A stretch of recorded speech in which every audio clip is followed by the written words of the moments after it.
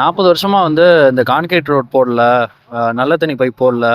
அதெல்லாம் பண்ணி குடுத்ததா வந்து அ சொல்றாங்க. லைக் உங்களுக்கு யாரு இத பண்ணி குடுத்தா இந்த உங்க ஏரியால? அவர் வந்ததுக்கப்புறம் கொஞ்சம் நல்லாவே இருக்கு. யாருன்னு சொல்லலாமா? அரவிந்தன். அரவிந்தன். அரவிந்தன் வந்ததுக்கப்புறம் கொஞ்சம் நல்லா இருக்கு. ஆ. ரோடு போட்டு கொடுத்துருக்காரு. பாதாள சாக்கடை இப்போதானே வந்திருக்கு. அவர் வந்த போது தான் வந்திருக்கு.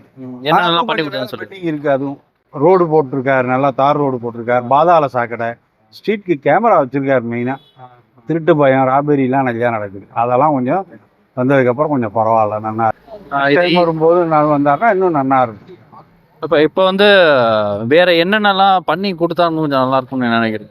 பாத்ரூம் இல்லை இங்கே ஏரியாவில். மெயினாக பப்ளிக்கு மலைக்கோட்டைக்கு போகிறதுக்கு மெயின் அதுதான். அது இந்த ஏரியாவில் இல்லை. அது ஒன்று ஃபஸ்ட்டு. ரெண்டாவது குடிநீர் பைப்பு அதே போல் பொதுவாக ஒன்று வைக்கணும். அதுவும் இல்லை. அதுவும் வச்சாருன்னா கொஞ்சம் நல்லா இருக்கும்.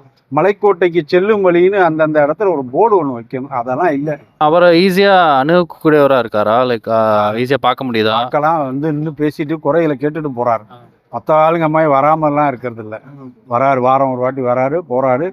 ஏதாவது நம்ம சொன்னால் ஹெல்ப் பண்றாரு. அதனால வேற ஒன்றும் பண்ண முடியாது. ஏன்னா அவருக்கு தான் கொடுக்கணும். ஏன்னா செய்யறவங்களுக்கு தான் நம்ம பண்ண முடியும்.